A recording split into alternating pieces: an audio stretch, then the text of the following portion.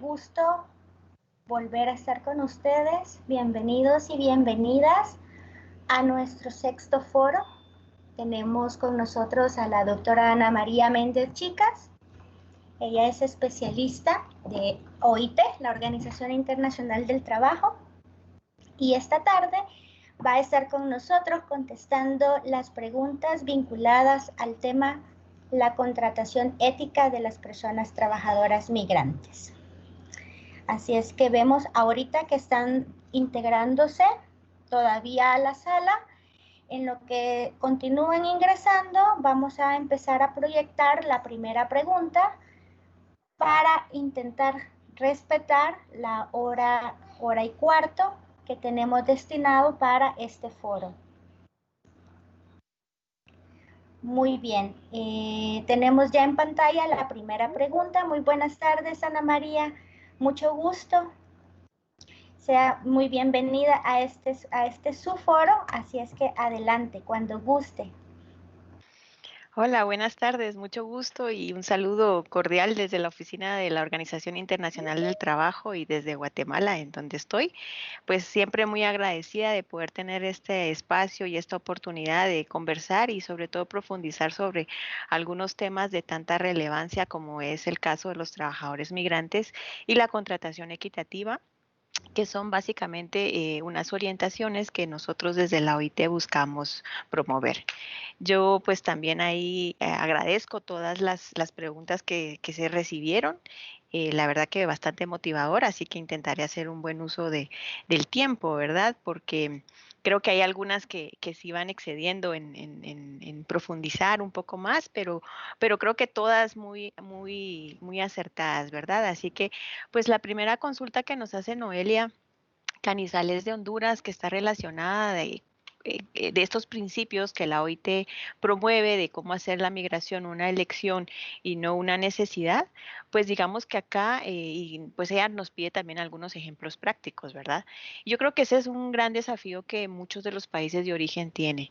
Y nosotros desde la OIT, a través de la promoción de la Agenda de la Migración Equitativa, pues buscamos lograr que se respeten esos derechos fundamentales de los trabajadores migrantes, pero que también se ofrezcan oportunidades reales de trabajo decente.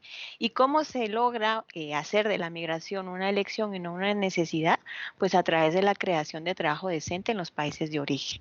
Finalmente, las principales motivaciones que tiene un trabajador migrante para salir, pues es eso, en la mayoría de los casos, mejorar sus condiciones de vida.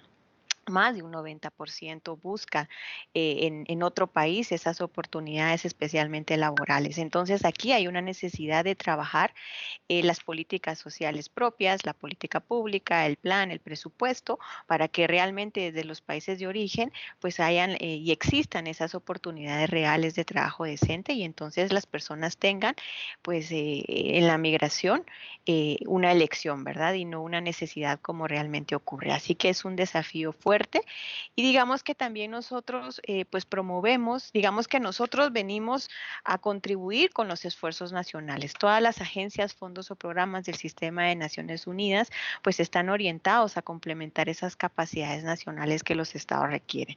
Y en ese sentido pues poder brindar esas orientaciones técnicas y colaborar muy estrechamente con los gobiernos, pero también con los empleadores y con los trabajadores.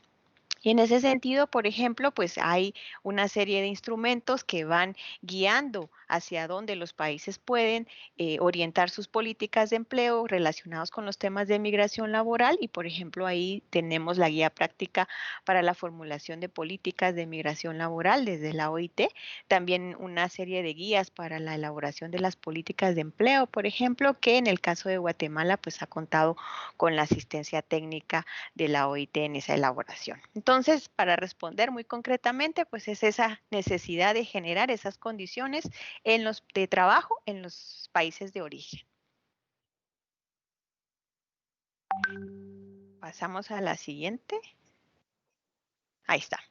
Cuando se habla de la caracterización de la migración laboral en el aspecto social, se puntualiza la depredación de recursos colectivos y pues ahí nos solicita si pudiera ahondar un poco más María José Villalta de El Salvador.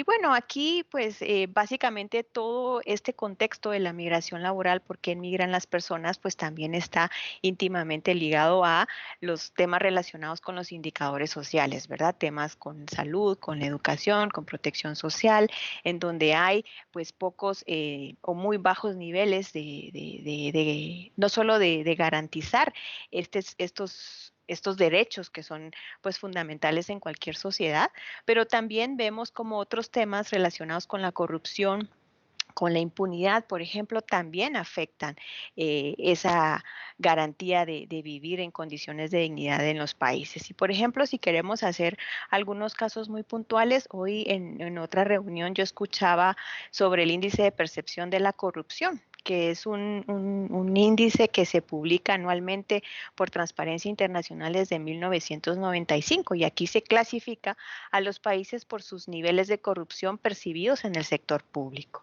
Y entonces acá, por ejemplo, en el caso de Guatemala, yo voy a hacer referencia pues a los datos de mi país, pues que son bastante eh, difíciles de mencionar, ¿verdad? Pero es la realidad.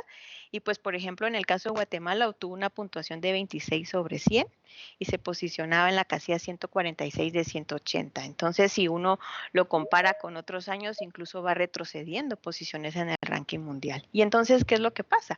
Que la mayoría de países están logrando poco o ningún progreso por acabar con la corrupción. ¿Y qué pasa con esos índices de corrupción? Pues que la corrupción se traduce en la falta de los recursos necesarios destinados a cubrir estas necesidades de la población, a disminuir los índices de pobreza, pero también, por ejemplo, está muy ligada a que la corrupción, como se decía acá, en unos temas, por ejemplo, del seguro social, la corrupción también mata, ¿verdad?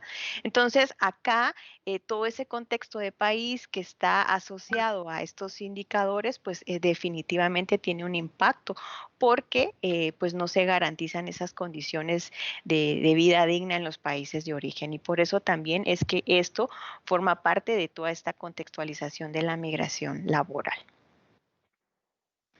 Si pasamos a la siguiente, por favor. Bueno, Cristian Alexis Noyola de El Salvador, pues nos hablaba sobre y nos preguntaba sobre las agencias privadas de contratación. Si actualmente existe alguna normativa o instrumento que regule las prácticas abusivas realizadas por esta y se le llama la atención las recaudaciones millonarias por comisiones ilegales que se generan y finalmente también pues qué tipo de consecuencias genera el incumplimiento a las normas internacionales de contratación aplicado a las agencias privadas de contratación.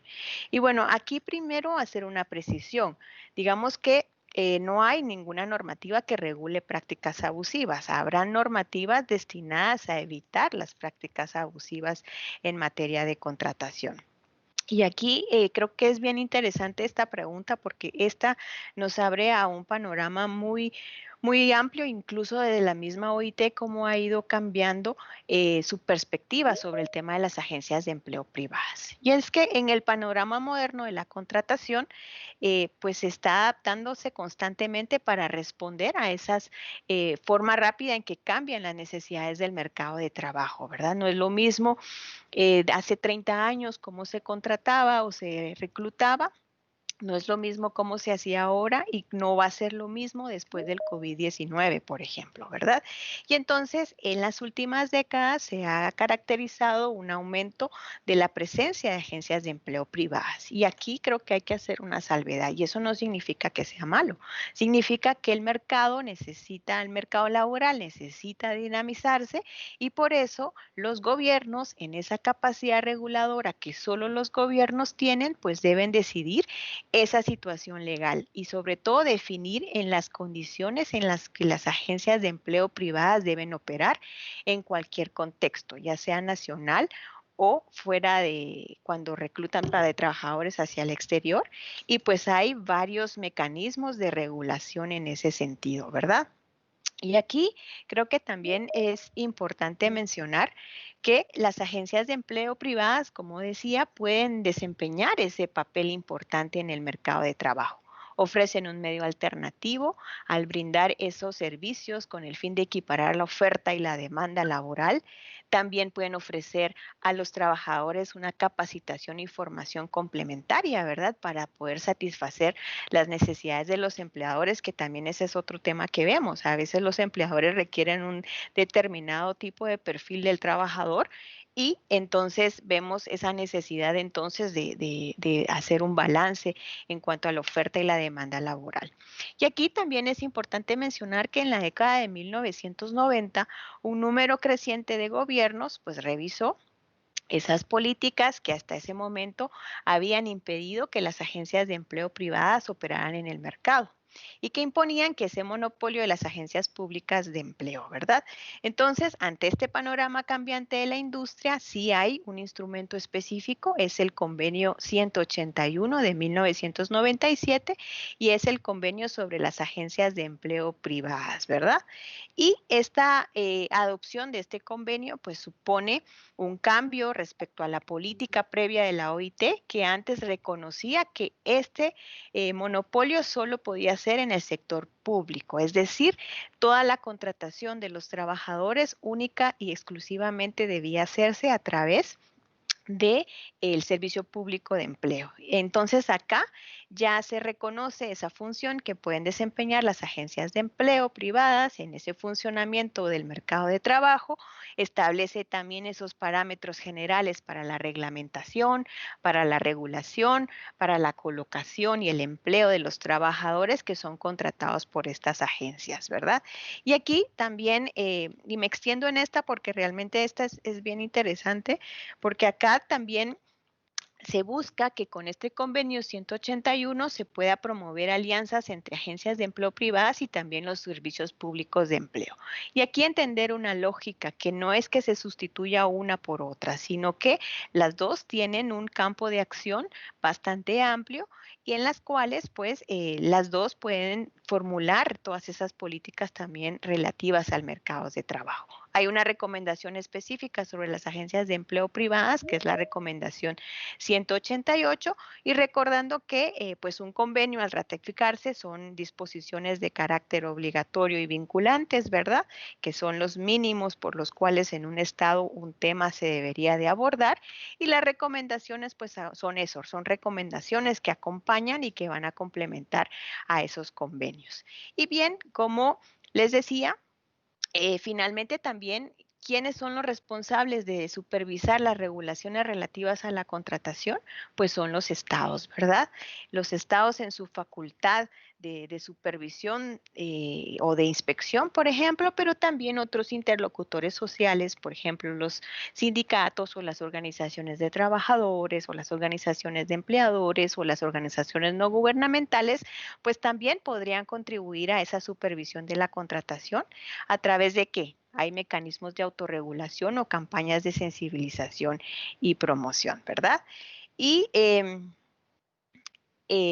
pues ya casi es que solo quiero decir algo más. Acá también es importante mencionar, y me extiendo un poco en esta porque hay otra pregunta que más adelante se aborda, y es que cómo a veces mucha legislación de pronto podría limitar el funcionamiento de las agencias, ¿verdad?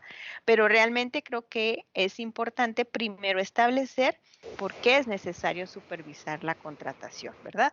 Y acá pues hay una serie de abusos que son sufridos por los trabajadores, tanto nacionales como migrantes, durante ese proceso de contratación y por lo tanto, entonces es necesario supervisar de manera efectiva estas actividades y prácticas de las agencias de empleo privadas, ¿verdad? Hay reglamentación legislativa, por ejemplo, hay reglamentación voluntaria, es decir, que las medidas las adoptan ellos mismos, por ejemplo, los códigos de conducta, o también hay negociaciones colectivas, ¿verdad? Y entonces, el convenio 181, que es el que lo regula de manera específica, pues obliga a los Estados miembros a regir sus operaciones por medio de un sistema de licencias o bien de certificación. Y aquí para ir concluyendo con esta pregunta, pues básicamente los gobiernos podrían emitir normas que ya puede ser que prohíban las agencias de empleo privadas, que emitan licencias que se conceden bajo determinadas condiciones y que hay una renovación condicional que implica los servicios públicos dedicados a las inspecciones o evaluaciones, sanciones y también hay otra modalidad que es el registro, ¿verdad?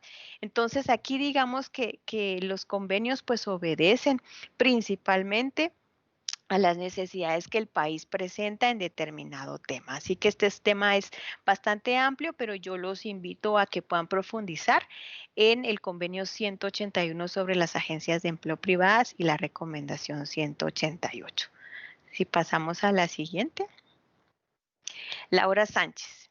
Bueno, Laura nos pregunta si se cuentan con datos de las comisiones que se cobran, cuáles son los montos, varían según país, en qué países se cobra más, para qué tipo de sectores hay más comisión o cualquier otro dato estadístico que se tenga al respecto. Solo un momentito, por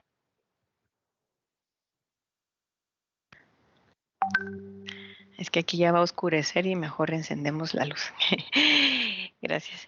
Bueno, acá pues Laura Sánchez nos plantea una pregunta interesante, interesante en el sentido de que pues la importancia de saber de qué estamos hablando, de cuánto es, quiénes cobran más.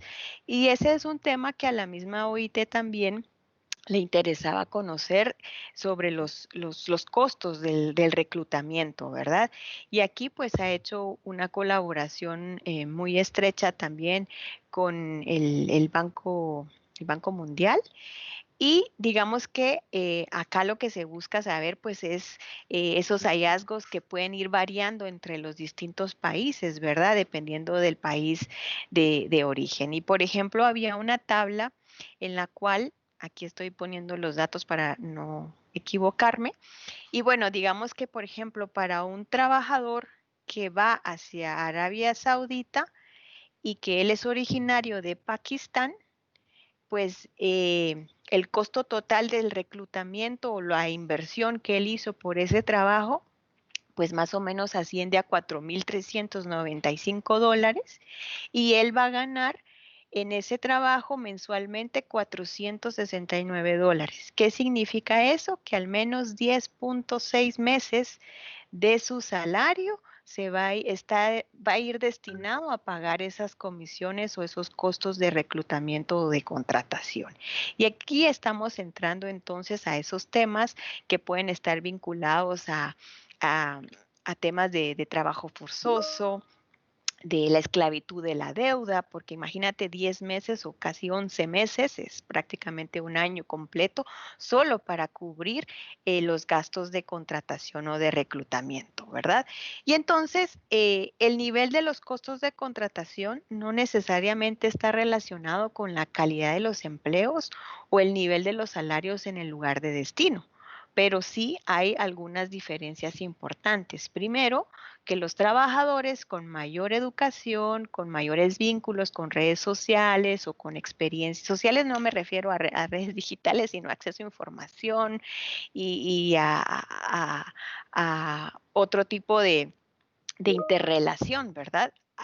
También a la experiencia previa que estos trabajadores puedan tener en el extranjero, pues definitivamente van a pagar menos que aquellas personas que por primera vez van a tener una experiencia en el exterior, por ejemplo. O incluso los migrantes irregulares incurren en mayores costos que los migrantes regulares, ¿verdad?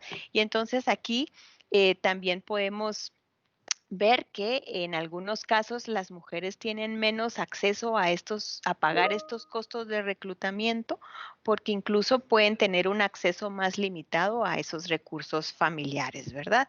Así que, pues este es un tema bastante interesante. Recientemente la OIT acaba de lanzar en inglés, pero ya está la versión en español, el estudio regional sobre la definición de las comisiones de contratación y los gastos conexos, las Américas.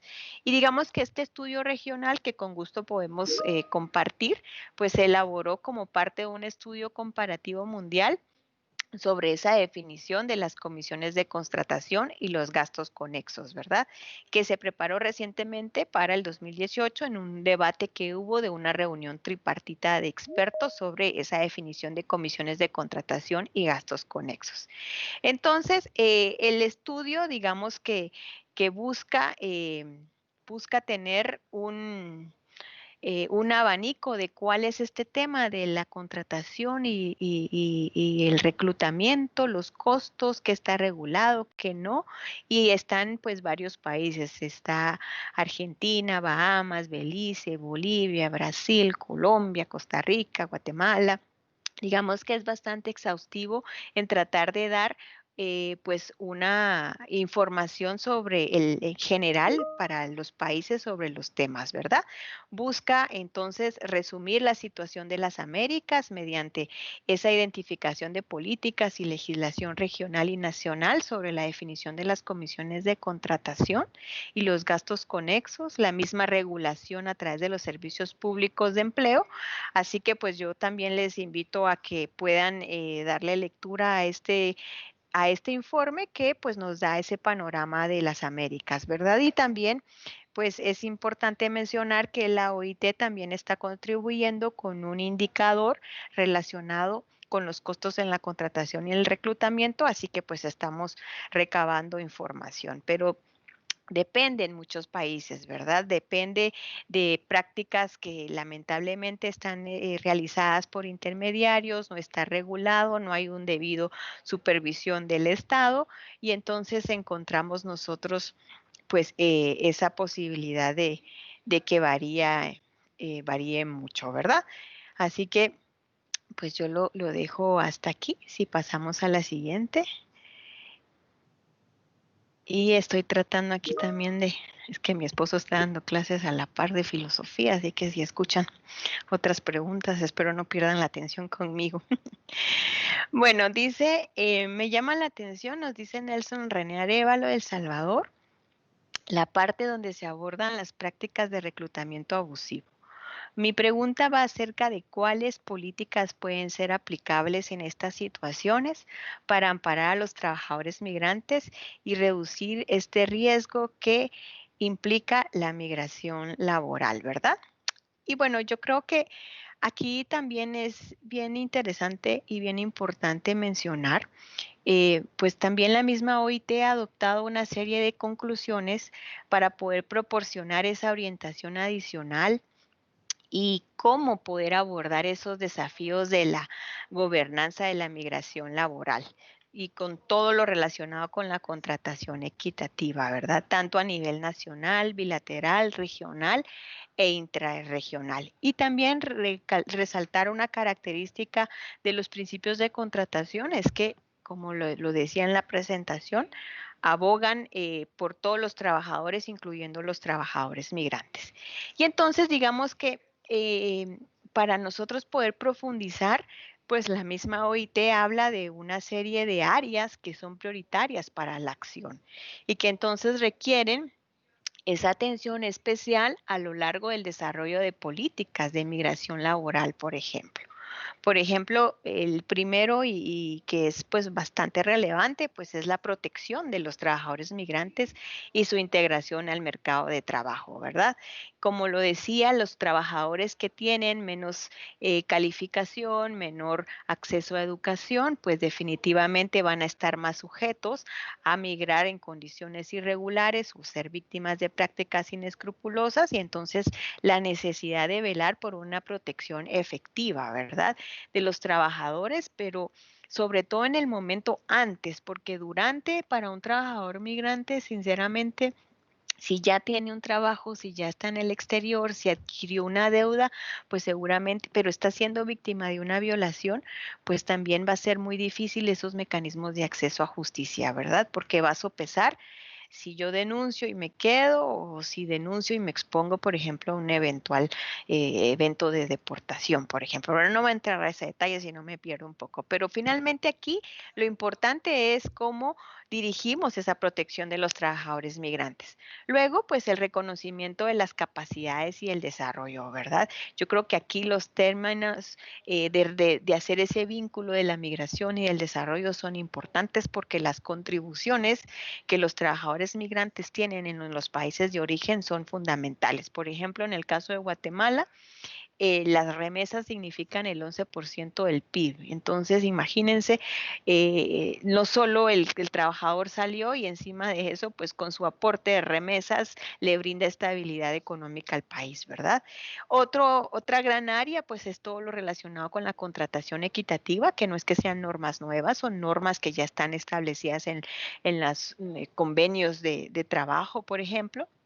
Pero digamos que son esas áreas que esas políticas de migración laboral necesitan abarcar. Todo el tema relacionado con la protección social, con la libertad de asociación, con los datos y estadística, porque si no se cuentan con datos y estadísticas sobre las tendencias de la migración laboral relacionados con temas económicos, incluso, pues es muy difícil tomar decisiones de política pública. Luego, otro tipo de áreas, pues son la migración laboral temporal, la migración laboral irregular, acuerdos bilaterales, marcos de gobernanza regional y digamos que aquí el abanico es muy amplio, ¿verdad? Pero definitivamente necesitamos que los estados también logren hacer, sobre todo los estados que son países de origen, y de destino o de tránsito, como en el caso de Guatemala, yo perdón que lo refiera mucho, pero es así. Digamos que necesitamos combinar nuestra política migratoria con la política de empleo para que realmente responda a esta necesidad y a este desafío. Si pasamos con la siguiente. Zaira Yanira Rodríguez del Salvador. Bueno, aquí nos dice qué proceso realiza la OIT para monitorear la contratación ética de personas trabajadoras migrantes. Y bueno, yo creo que aquí, como lo decía hace unos minutos, es bien importante primero decir que todo el proceso de supervisión, de monitoreo, esa es una función de los estados, ¿verdad? Que no la sustituye ninguna de las agencias, fondos o sistemas, ni siquiera la misma OIT, ¿verdad? Y entender que en esa función de supervisión, pues es importante, pues una serie de elementos que se tienen que combinar para garantizar y evitar pues esas prácticas inescrupulosas. Y acá los estados pues necesitan primero también ratificar algunos convenios para realmente armonizar su legislación nacional, ¿verdad? Necesitan regular lo relacionado con costos de contratación, necesitan también regular o definir sus mecanismos de supervisión o de inspección. Así que, digamos, nuestros aportes están muy orientados y, por ejemplo, desde el proyecto Reframe, pues nosotros buscamos trabajar con los actores del mundo del trabajo. Buscamos por la naturaleza del tema, un trabajo muy cercano con el Departamento de Movilidad Laboral, se llama acá, en cómo sus procesos se van tecnificando para que no dependan de las personas, por ejemplo. Aquí lo que necesitamos son orientaciones de normativa, orientaciones de política pública, un sistema de registro de información estadística, por ejemplo, que son temas de promoción desde campañas en idiomas mayas, por ejemplo, para evitar estafas o fraudes, pero digamos que hay todo un liderazgo que tienen que ejercer las autoridades nacionales y luego también todo el proceso relacionado con el monitoreo, con la supervisión, con la inspección.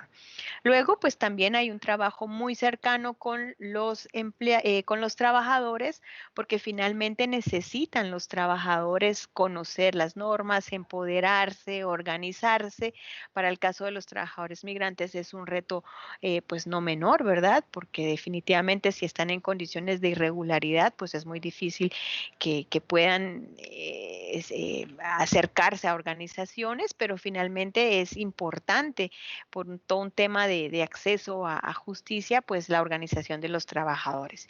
Y luego, pues quienes finalmente nosotros podemos tener esas orientaciones de política, podemos tener normativa pertinente, podemos tener un sistema de información muy óptimo, podemos tener un grupo, una masa de trabajadores que conocen sus derechos, pero finalmente quien va a llevar a la práctica la contratación, ¿quién es? El empleador.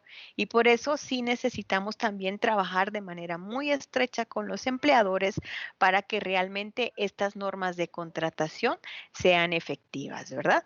Así que, pues, todo el monitoreo, como lo digo, nosotros vamos acompañando estos esfuerzos, hay normas, hay algunos mecanismos desde la misma OIT, pero esta medida principalmente cae en la autoridad nacional.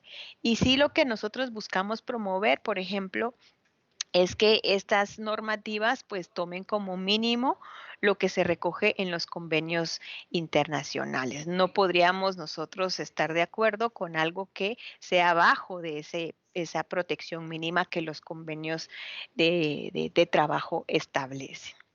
Si pasamos a la siguiente. Pablo Burgos, y esta la voy a relacionar con la anterior.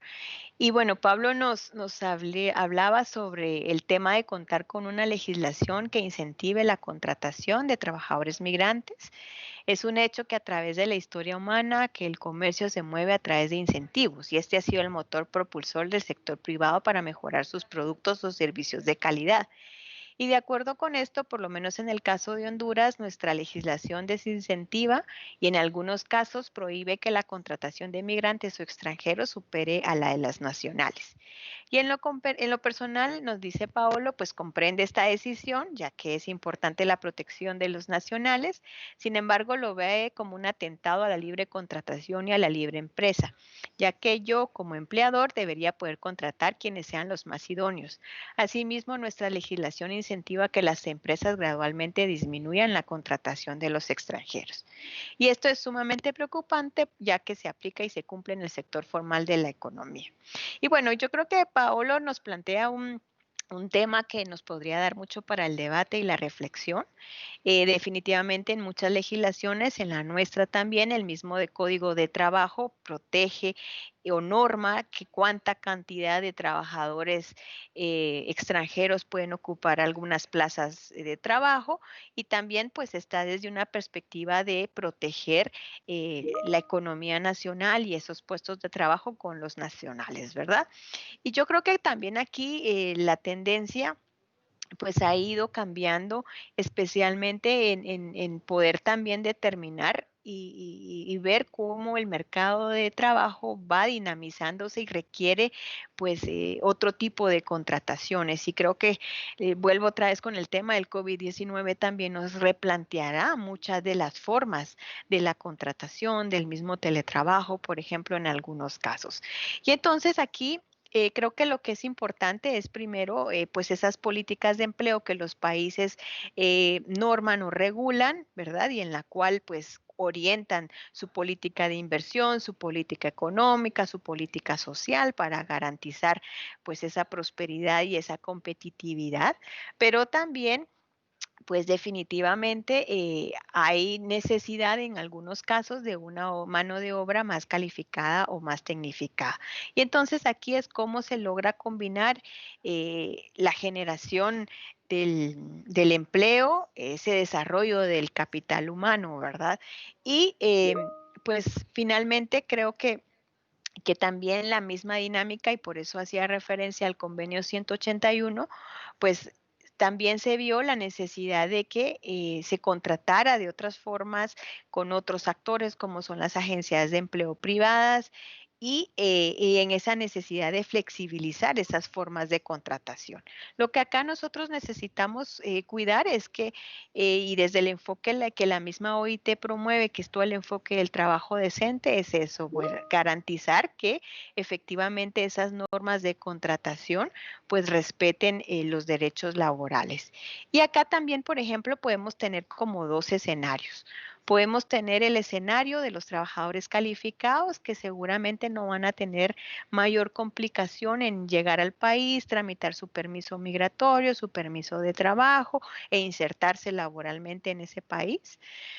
Y luego vamos a encontrar otro perfil de trabajadores porque, por ejemplo, acá nos decía el sector del agro. Nosotros no tenemos ninguna limitación en contratar a trabajadores migrantes o no tenemos ningún tipo de restricción si ellos quieren trabajar acá y si llenan el perfil, lo pueden hacer. El problema es que para un trabajador en una situación distinta del ejemplo que puse, es que primero tiene que pagar por ese permiso de trabajo, tiene que pagar por esos trámites migratorios y entonces es muy difícil también que esas normas que se regulan las logre cumplir este trabajador. Y entonces va a ir al sector informal, ¿verdad? Este es un tema bastante amplio. Interesante porque finalmente lo que sí necesitamos es encontrar esos balances y esos equilibrios, ¿verdad? Porque, por ejemplo, aquí a un trabajador, si quiere ser por ejemplo, un trabajador centroamericano y viene a Guatemala y quiere emplearse, por ejemplo, en una maquila, pues le dicen, bueno, tramita tu permiso de trabajo. Va, por ejemplo, al Ministerio de Trabajo y le dicen, sí, pero tramita primero tu residencia temporal. Va a la dirección, al Instituto Guatemalteco de Migración y ahí le dicen, bueno, tramita primero tu permiso de trabajo. Entonces, ¿qué es primero? ¿Uno, el otro o los dos juntos? Además, hay que cubrir algunos costos. Entonces, en algunos casos, digamos que los escenarios son muy distintos. ¿Qué se necesita? Pues se necesitan legislaciones las necesarias, porque también a veces queremos resolverlo todo y en los países latinoamericanos, o al menos en el mío, pasa mucho que todo son iniciativas y propuestas de ley. Ya hay marcos mínimos que empiezan a regular, que se pueden ir complementando, pero no todo se traduce con regulación o mayor regulación. Si pasamos a la siguiente, por favor. Jacqueline Larín de El Salvador. Es interesante cómo los principios generales y directrices para la contratación equitativa permiten homogeneizar las leyes nacionales, en especial las laborales, con los estándares internacionales para la contratación de personas extranjeras y para evitar prácticas abusivas en el reclutamiento y el trabajo forzoso. Además, se logra transparentar las actuaciones de las agencias de reclutamiento y las acciones de los gobiernos, lo que permite el respeto de los derechos humanos de todos los trabajadores. ¿Cuáles son los avances de los estados de esta región en la implementación de estos principios y directrices? Bueno, nosotros desde la experiencia que tenemos en el corredor Guatemala-México con la implementación del proyecto Reframe, que pues está básicamente orientado a promover los principios de contratación equitativa, pues básicamente nosotros estamos contribuyendo, como les decía, en las áreas con los ministerios de trabajo para que haya la normativa necesaria, para que existan orientaciones de política pública, para que existan registros informáticos, para que realmente los ministerios de trabajo asuman ese liderazgo de la migración laboral que no lo pueden hacer en solitario, que necesitan el brazo de la Cancillería con toda la dirección de política exterior, por ejemplo, que necesitan a los institutos o a las direcciones de migración, finalmente necesitan tener un enfoque articulado, ¿verdad? Y luego, ¿cuál es la visión? Si somos país de origen, de destino, tránsito o retorno, o si somos un poco de los cuatro, ¿verdad? Entonces, también desde el proyecto Reframe nosotros hemos estado trabajando con los empleadores porque como les decía, es muy importante, finalmente son ellos quienes implementan los principios de contratación y en el caso de Guatemala, pues la próxima semana se lanza una política de respeto de derechos humanos del sector de La Palma en la cual pues están incluidos los principios de contratación equitativa, también lo pudimos trabajar con el sector azúcar y también México en algunos de sus estados también está pues adoptando estos enfoques más específicos dirigidos a la contratación equitativa.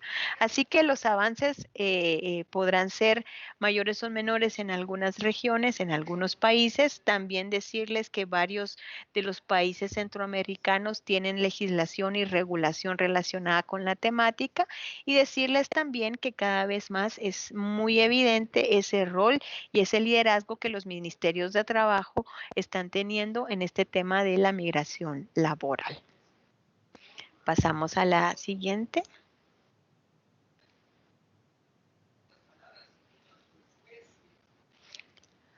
Julio Enrique Martínez de El Salvador. Considero que en la parte de la migración laboral, la contratación equitativa juega un rol relevante para defender los intereses del trabajador y es quizás abordado muy poco. Hay una duda que tiene sobre los principios generales y es que este instrumento internacional tiene un sentido no vinculante, es decir, que no establece obligaciones internacionales para los estados. Y entonces, en ese sentido, ¿qué relevancia tienen las disposiciones referentes a las obligaciones hacia los gobiernos para garantizar la contratación si dicho documento no es vinculante? Y bueno, ahí decirles que pues no se trata de normar lo normado. Los principios generales y las directrices, y si ustedes revisan el documento, pues ustedes podrán ver en la parte que está en los anexos, ustedes podrán ver, por ejemplo, los principios generales y de dónde vienen, cuáles son sus fuentes, ¿verdad? Y aquí tenemos convenios de la OIT, convenios de Naciones Unidas y también en las directrices prácticas, por ejemplo, si nosotros nos vamos a esa obligación de respetar, proteger y aplicar los derechos humanos y otras normas internacionales de trabajo pertinente, la fuente de donde se origina esta directriz práctica, pues es el convenio 29, el convenio 87, el convenio 98, el convenio 100, el convenio 105, etcétera. ¿A qué quiero llegar? Que aun cuando no tienen fuerza vinculante, los principios sí están fundamentados en las normas internacionales del trabajo. Entonces sí tienen un sustento y una fundamentación y una legitimidad muy fuerte y muy amplia, porque muchos de estos convenios pues están ratificados por los países, ¿verdad? Así que pues en ese sentido lo que se intentó hacer con los principios es sobre lo que ya está normado, ya cómo traducirlo a elementos más concretos y más prácticos, más orientadores sobre estos principios de contratación equitativa. Así que en sí los principios no tienen esa fuerza vinculante, pero eso no significa que no tengan fuerza legal o fuerza normativa.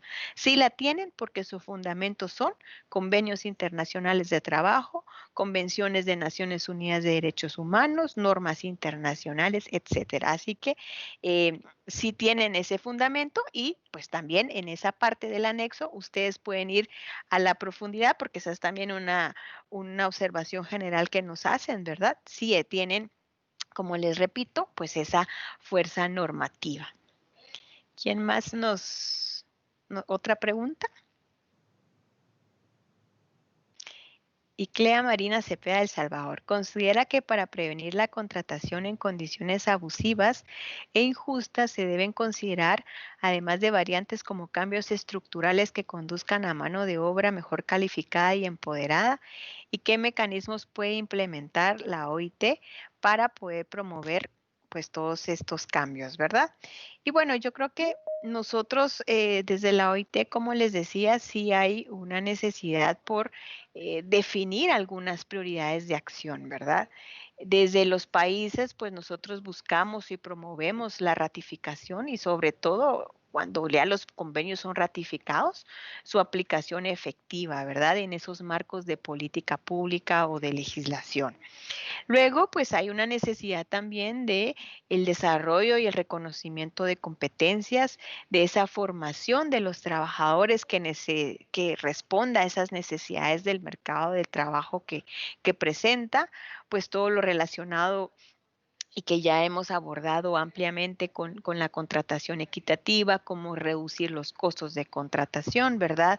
Como esa necesidad, y para nosotros eso es bien importante, esos datos con información comparable por sexo y edad, porque no es lo mismo para una mujer y un hombre trabajador migrante y tampoco si es de determinada edad, ¿verdad? Y aquí necesitamos nosotros tener esa información desglosada por sexo y edad, por ejemplo. Luego todo el tema de protección social, que es un tema que también en este contexto de la migración laboral se tiene que y se debe de abordar esos acuerdos bilaterales para garantizar esa portabilidad de las prestaciones, por ejemplo.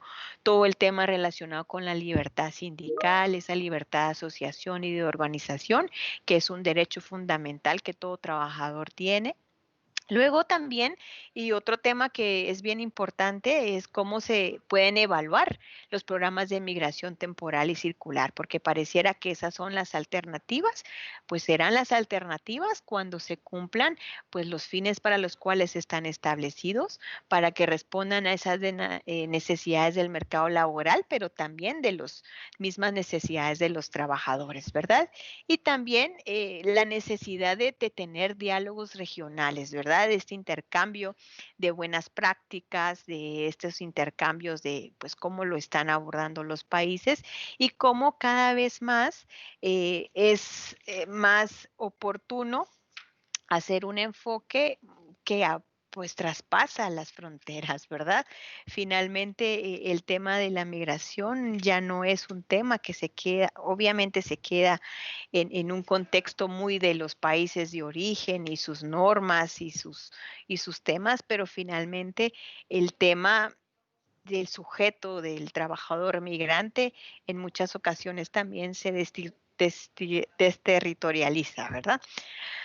Así que pues hay una serie de trabajo que se conduce y como les decía también es un trabajo que tiene distintos interlocutores desde los gobiernos, los empleadores, los trabajadores, pero también las organizaciones de sociedad civil, de la misma academia, de los medios de comunicación social, de informar asertiva y oportunamente estos temas, por ejemplo.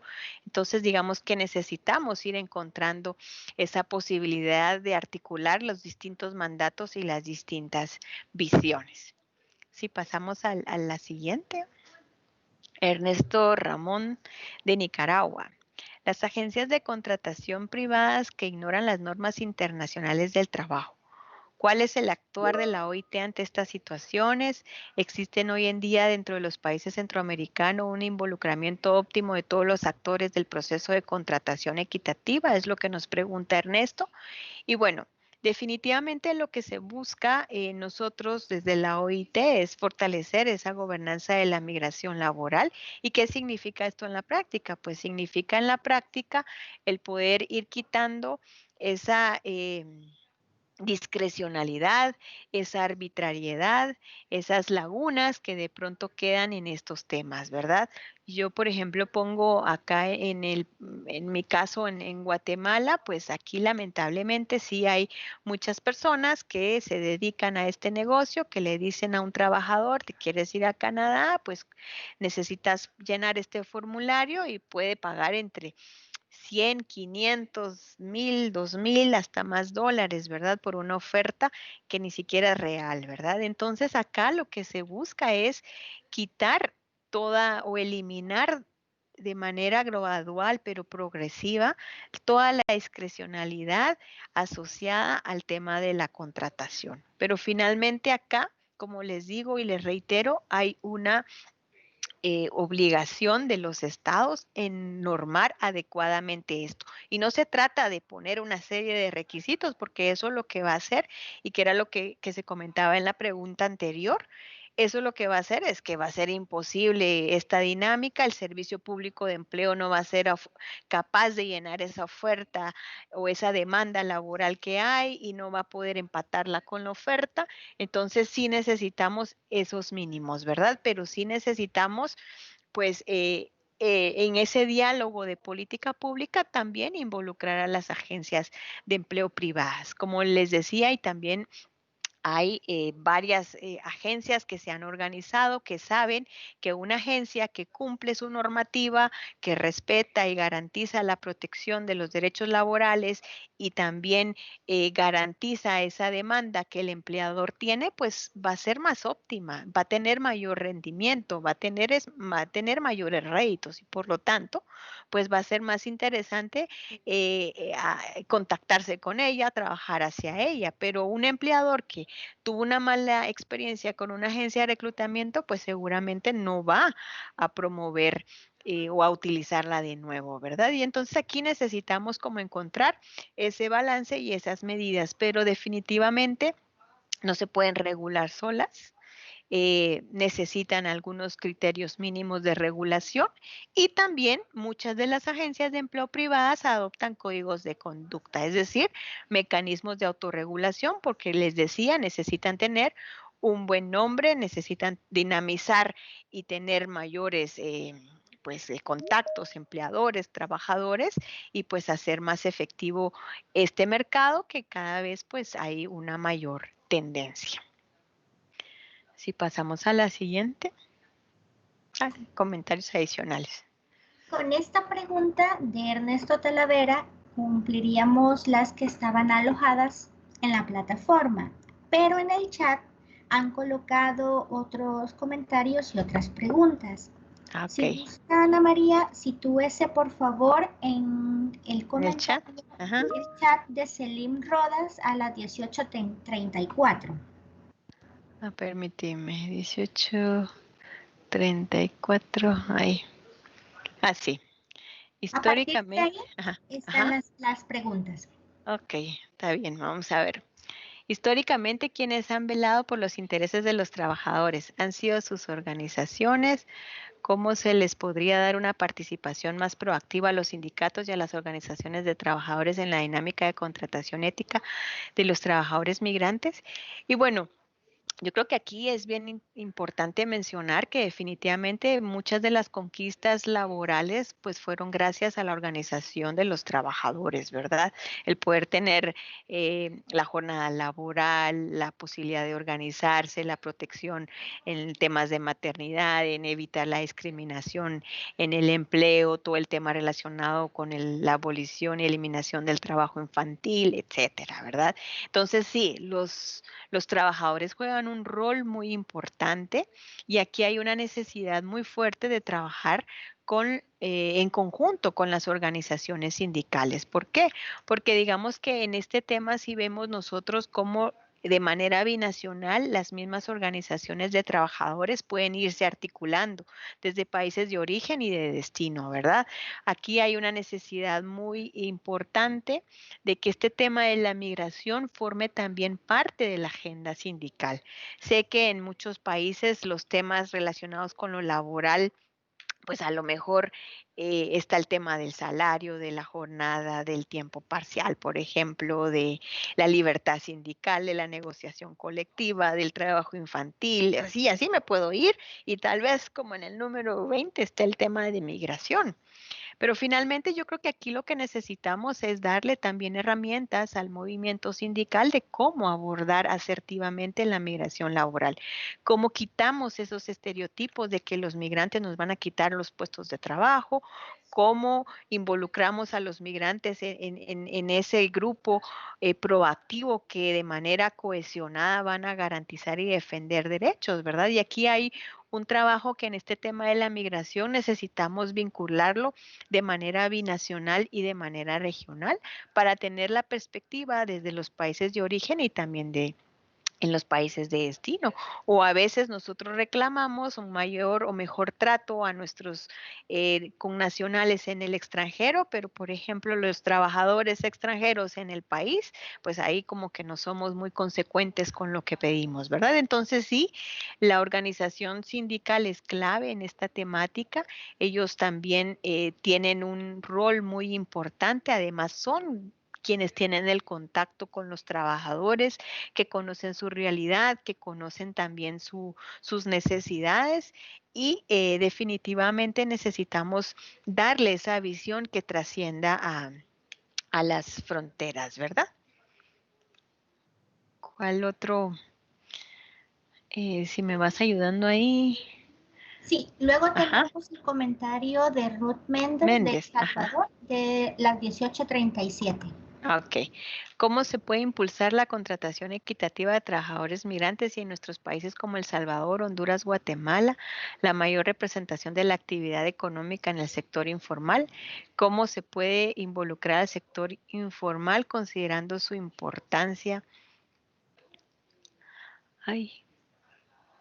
Aquí voy. Bueno, su importancia para los micro y pequeños y medianas empresas. Sí, fíjate que recientemente, me parece que Gemíes fue, voy a anotar aquí, presentó un estudio de los trabajadores migrantes en Guatemala.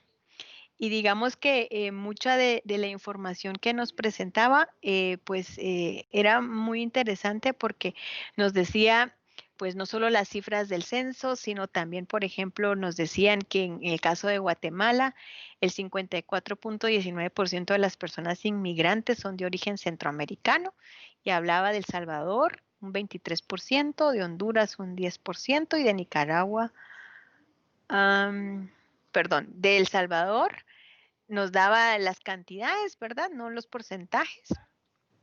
De este 54% hacen estos 3 países, ¿verdad? Y entonces, pues ellos ahí nos comentaban que las posibilidades de estas personas de poder acceder a empleo formal, pues eran bastante limitadas. Primero, porque carecían de los documentos de identidad o migratorios necesarios, y dos, porque definitivamente no podían cubrir en el caso de la solicitud de un permiso de trabajo en el país tiene un costo, ¿verdad? Entonces, pues es un desafío fuerte. Los niveles de informalidad en nuestra región son altos. En el caso de Guatemala oscila casi en el 70%.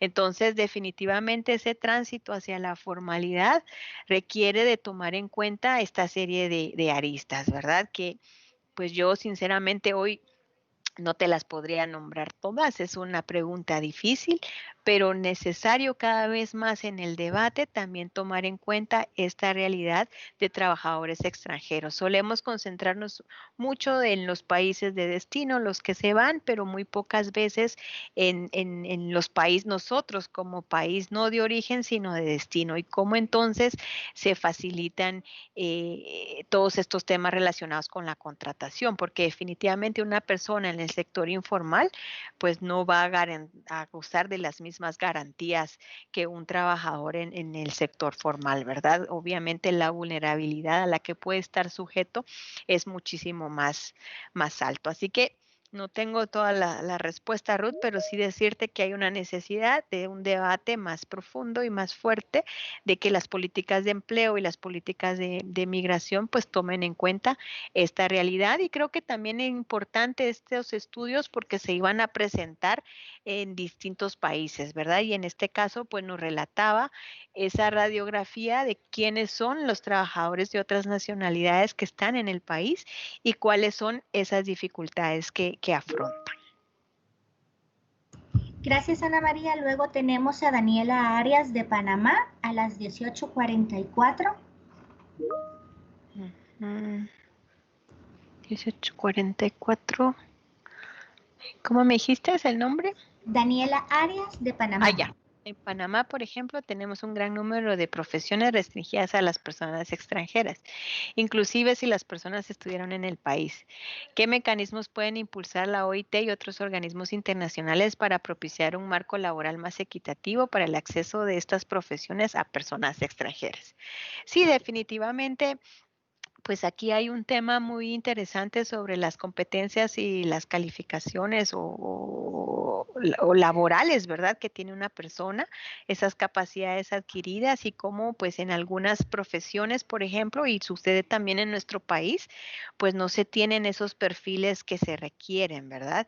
Yo creo que aquí es bien importante, como les decía, estas políticas de empleo y de migración, cómo buscar una coherencia, cómo estos dos enfoques no choquen, sino que logren complementarse.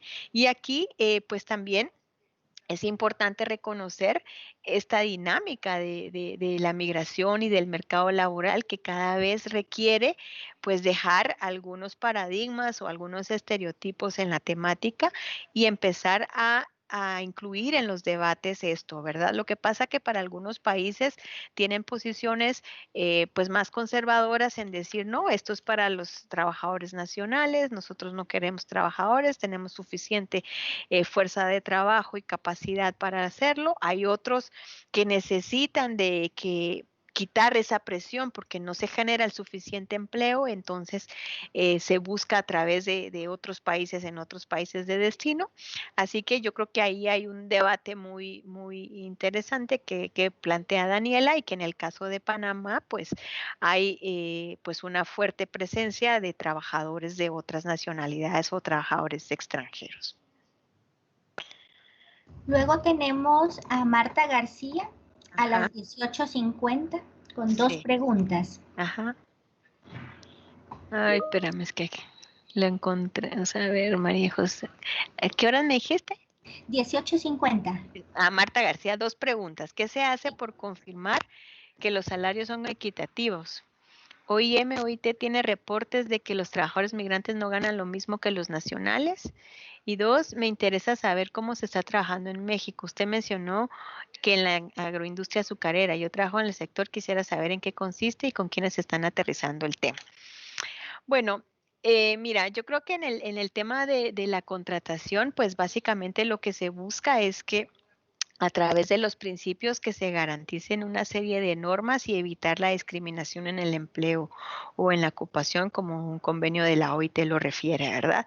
Definitivamente, acá lo que se busca es que por un trabajo se pague lo mismo a un nacional o incluso si es hombre o mujer, porque a veces también hay brechas entre hombres y mujeres, pueden hacer el mismo trabajo pero ganar distinto. Entonces, pues yo creo que acá todos los principios están orientados a eso, ¿verdad? A que se garantice y como les digo, los principios de contratación no aplican solo a los trabajadores migrantes, aplican a los trabajadores nacionales y por eso entonces lo que se busca es que se garanticen todas esas condiciones o todas estas normas laborales que en los países se han establecido y que se cumplan y que están asociados a temas relacionados con salario, con ocupación, con evitar la discriminación, por ejemplo, eh, igual salario por igual trabajo, por ejemplo, etcétera, ¿verdad? Y luego lo que nos planteas en México, pues yo creo que ahí con gusto puedo trasladarte los datos de mi colega que está trabajando en México, ¿verdad? En cuál área específicamente están trabajando. Nosotros en Guatemala, como les comenté, estamos trabajando con el sector del azúcar y el sector de la palma y digamos que ellos están agrupados en la Cámara del Agro y ahí hay varias gremiales.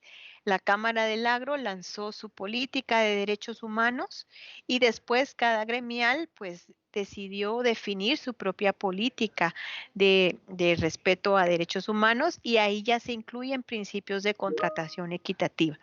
Aprovecho el comercial, el próximo miércoles 5 de agosto se hace el lanzamiento, pues si alguien está interesado, ahí se compartirá el documento. Es un documento pues bastante general y orientador sobre la temática, pero importante porque primero porque se reconoce todo el tema del abordaje de los derechos humanos desde la empresa, dos porque se reafirma ese compromiso del sector de respetar la normativa nacional, pero también de adoptar otros enfoques más específicos como en el caso de la contratación equitativa. Así que pues también les podemos compartir que será ahora como todo es virtual y eso nos da una posibilidad de estar en muchos lugares, pues también pues compartirles ahí y con gusto podemos también trasladarles los datos de la colega de México que está trabajando con el sector empleador y el sector privado. Luego tenemos a Amílcar Mejía a las 18:57. Sí, buenas noches Ana María. Tengo una consulta para aplicar políticas sobre migración laboral basadas en las directrices y principios de contratación equitativa. Sería una condición previa que los países hayan ratificado los convenios 97 y 143 para aplicarla o se pueden efectuar sin necesidad de haberlo ratificado. Bueno, la verdad que bien interesante tu pregunta, Amílcar. Fíjate que nosotros, por ejemplo, estamos brindando la asistencia técnica al Ministerio de Trabajo en una adaptación de la política de empleo, incorporando un plan de acción relacionado con migración laboral y contratación equitativa. Nosotros en Guatemala solo tenemos ratificado el convenio 97, pero digamos que eso no nos limita. Vemos y en la guía práctica que la misma OIT tiene para desarrollar políticas de migración laboral, pues ahí en ese documento se abordan distintas perspectivas, ¿verdad? De cómo los países pueden adoptar sus políticas de migración laboral. Y yo creo que en ese sentido es bien interesante el enfoque que cada país le deba dar, si es un país de origen, si es un país de destino, si quiere regular áreas relacionadas con gobernanza, con protección, con desarrollo, con movilidad, con recopilación y manejo de datos. Digamos que acá lo interesante será que el país haga una mirada hacia adentro, introspectiva y luego prospectiva de hacia dónde quiere llegar con su política de migración laboral, por ejemplo, pero digamos que el no tener ratificados los convenios no limita. Hay otros instrumentos que el país ha ratificado que también complementan estas visiones, pero también un punto importante de las políticas públicas es que tienen que estar fundamentadas o basadas en su marco normativo y en su mandato. Entonces, si tu legislación contempla estas temáticas, si la legislación contempla estos abordajes, pues definitivamente ese es un punto importante. Y además son también temas que necesitan verse en progresividad. No pretendemos en un año resolverse, sino tienen un tema por lo menos de 5, un poco más de años para que lograr esos resultados que se han previsto. Pero no hay, pues no es una condición previa, ¿verdad? Pero ayudaría mucho si está ratificado el 97, el 143, el 181 u otros, o yo no sé, no me acuerdo muy bien en la presentación, pero digamos que en la contratación equitativa habían muchos temas, no solo era el tema de migrantes, está todo el tema relacionado con gobernanza en el empleo, con temas de inspección, con administración del trabajo, con trabajo infantil, por ejemplo, con perspectiva de género. Entonces, digamos que ahí hay una serie de instrumentos que nuestros países han ratificado y que entonces también complementan la legislación nacional. No sé si tenemos más. Ahorita básicamente lo que tenemos son comentarios. Voy a leer el de Ruth Méndez, donde dice: muchas gracias por su respuesta, muy interesante. Es importante contar con la información para poder dar alternativas como se menciona. Marta García dice que sí, gracias, se anota el documento. Y posteriormente son agradecimientos por las respuestas que nos ha brindado. No sé si hay alguna persona que le gustaría hacer alguna consulta a viva voz antes de pasar al siguiente punto y continuar aprovechando que tenemos con nosotros a Ana María.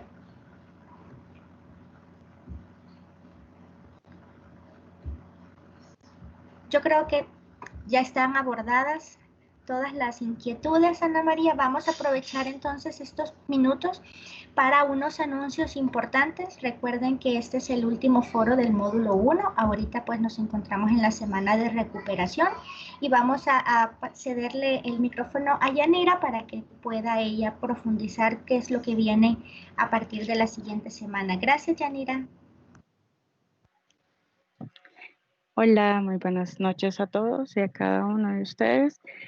Seré bastante breve. Algunos recordatorios, pues como ya lo mencionó Araceli, estamos en la semana de recuperación y esta semana, específicamente el día domingo 2, pues damos cerrada el módulo 1, donde incluyen actividades tanto de la semana 1 como 2. Así es que yo les invito a que puedan completar las actividades a cada uno, las que sean, las que les hagan falta. También, bueno, solicitar a las personas que aún no lo han hecho que puedan completar la evaluación docente, ya que eso nos ayuda a mejorar los procesos académicos, el cual solicito que sea de manera muy objetiva en los aspectos académicos y también completar, perdón, los cursos de IE Campus, los cuales son parte importante del diplomado y son complementarios a las temáticas que estamos desarrollando. Bien, respecto al módulo 2, el cual damos inicio lunes de la próxima semana, comentarles que de acuerdo a los lineamientos del Ministerio de Educación, el cual, bueno, las personas de El Salvador conocerán que la próxima semana aquí ya es vacación. Entonces nosotros, respetando el lineamiento del Ministerio de Educación que ya mandó directrices, pues esa semana no se habrán actividades, sin embargo, esta semana no van a entregar actividades. Las actividades se les van a especificar qué fechas van a ser entregadas para no interferir en sus vacaciones. Comentarles que se va a habilitar los contenidos de la semana para que ustedes los puedan visualizar. Sin embargo, queda a su discreción el poder avanzar, ¿verdad? Con las demás temáticas. Sin embargo, como les repito, no, esta semana no se van a entregar actividades y por ende tampoco van a haber foros en vivo, respetando pues los lineamientos. En ese caso, nos volveríamos a encontrar por un foro en vivo hasta el siguiente jueves 13 de agosto. Y pues en este va a haber un cambio en cuanto a la hora. Me adelanto, les comunico, va a ser a partir de las 5 de la tarde, hora El Salvador. Sin embargo, a partir del día lunes yo le daría especificaciones más detalladas sobre el módulo 2. Sin embargo, cualquier consulta o duda que tengan, por favor, no duden en hacerla, que estaré disponible. Y muchas gracias. La recomendación es que aunque no se hayan dejado actividades calificadas para la siguiente semana, si tienen oportunidad de darle el seguimiento a las ponencias, lo vayan haciendo, porque recordemos que este ya es nuestro último mes, nuestro último periodo, y es en la medida de lo posible que puedan ir avanzando e ir profundizando, pues no se van a ir atrasando. Queremos pues que también, esto es para el caso de El Salvador, que como ustedes saben se celebran las fiestas patronales y muchas instituciones utilizan esta semana para programar vacaciones anuales.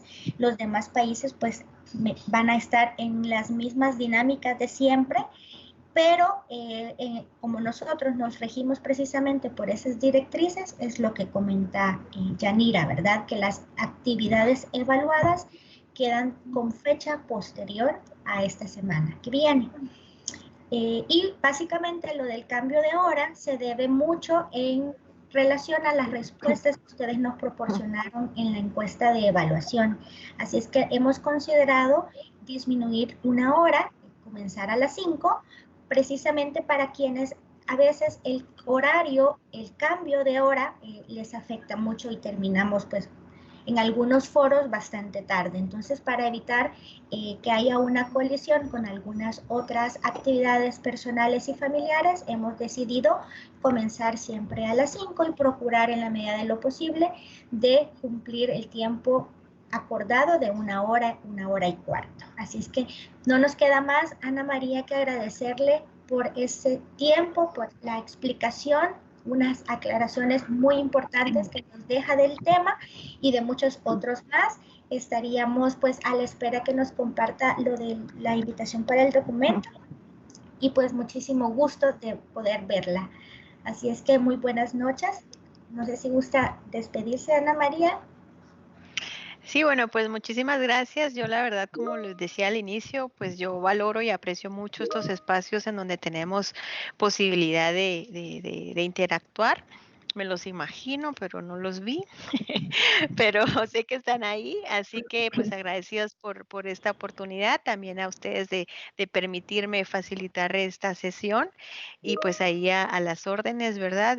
Para nosotros como IT pues son muy importantes estos espacios porque pues no solo damos a conocer algún parte del trabajo que se realiza, sino esa necesidad de poner en la justa dimensión el aporte de los trabajadores migrantes en el desarrollo de nuestros países. Así que con gusto yo trasladaré algunos documentos que podemos compartir. Esta invitación al lanzamiento de la política de Palma. También vendrá una presentación que haremos, un estudio que se hizo en conjunto con OIM sobre juventud migrante en México, y pues ahí yo compartiré con Araceli y pues será un gusto pues encontrarnos en algún otro momento. Así que muchísimas gracias por el espacio y pues muy feliz noche. Feliz noche. Solo un último comentario. Los documentos mencionados por Miquela en el foro de ayer ya están en la plataforma alojados, así es que ya pueden encontrarlos. Muchísimas gracias y feliz noche. Buen provecho.